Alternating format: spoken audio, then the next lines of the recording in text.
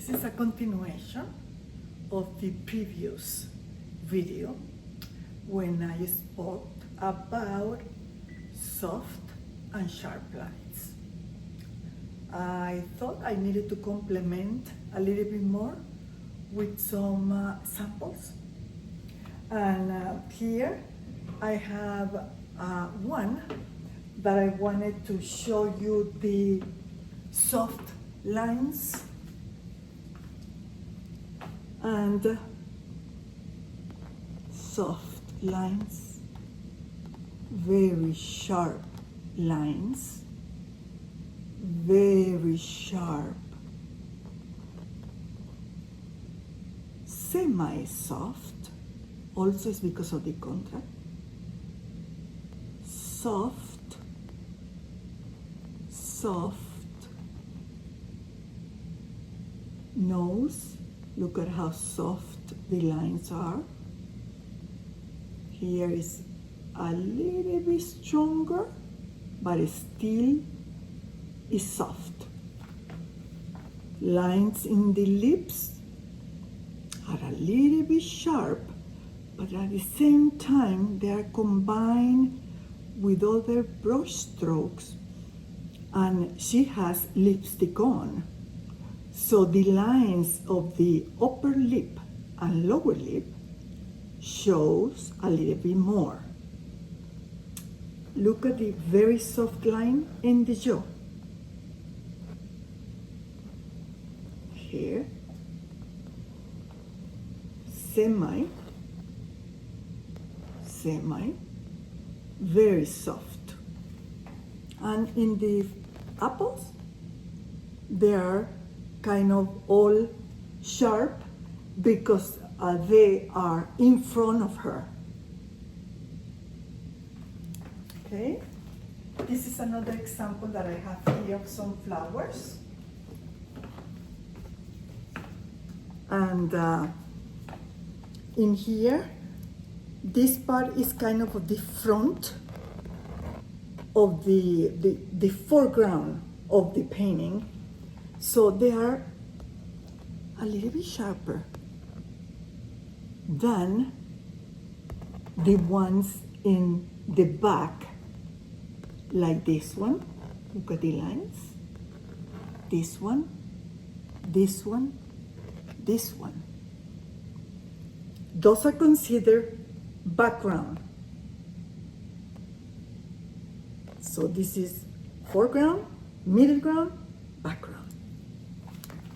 I have also a painting that is all blurry because it's a snowstorm in Philadelphia, where I studied in the Pennsylvania Academy of Fine Arts, and through the window it was a beautiful and very strong storm.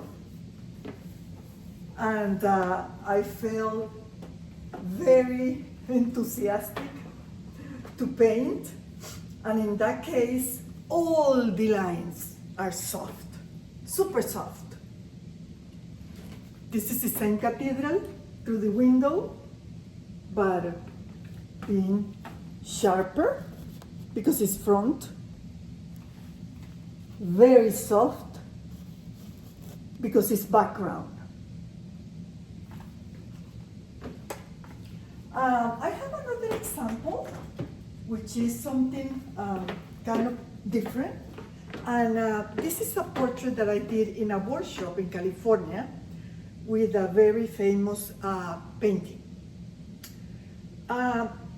This portrait looks neat from far, but once I get closer, you're gonna be able to see that none of the lines are sharp. Look at the lips. None are sharp. Super soft. Soft. In here, it's a little bit sharp, the hair. But in general, it's done this way on purpose, because that's the technique of this instructor that I went to do a week of workshop. To be able to do this, we had to use these brushes, which are very, very long in comparison with the regular brushes that I have here, and I would like you to see. These are extremely long, all forms and length and sizes.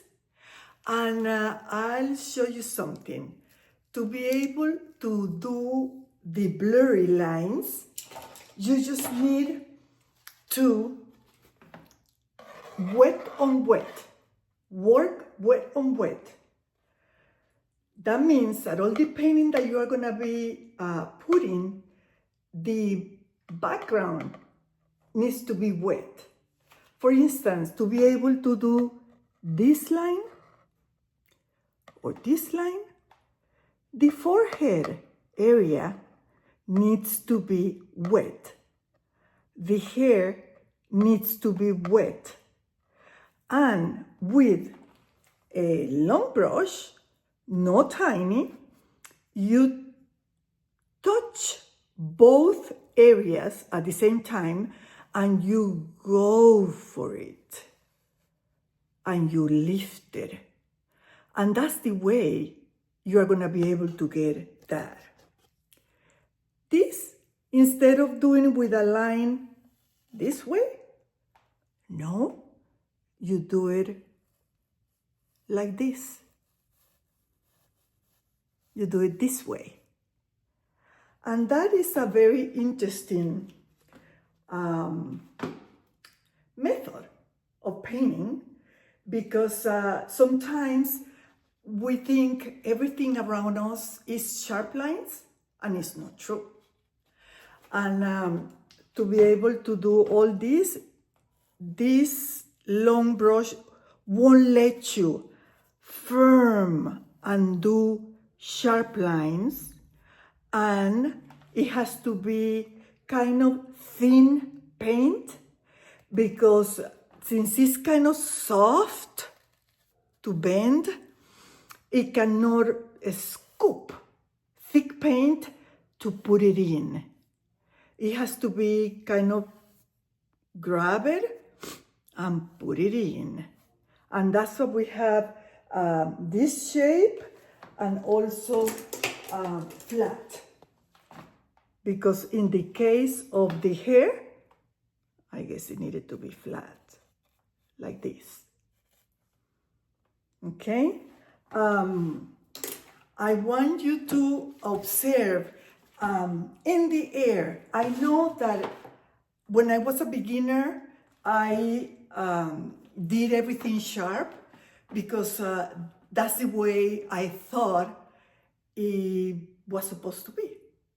But with time, it takes time, but you can do it.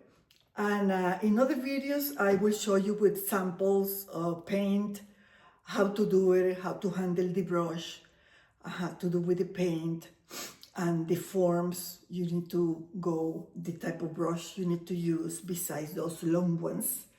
And because besides the foreground, middle ground, and background to be sharp, half a tone, and blurry at the end, besides that, everything we see is not sharp.